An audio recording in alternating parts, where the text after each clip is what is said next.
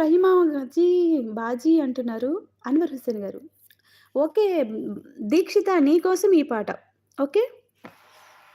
నా ప్రాణమా నన్ను వీడిపోకుమా, నీ నీడలో నన్ను కరగనీయుమా, పదే పదే నా ప్రాణం నిన్నే కోరుకుంటుంది, వద్దన్నా వినకుండా నీకే చేరమంటుంది.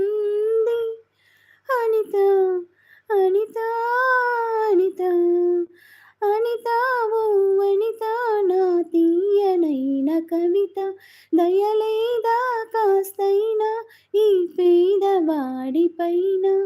నా ప్రాణమా నన్ను వీడిపోకుమా, నీ నీడలో నన్ను కరగనీయుమా.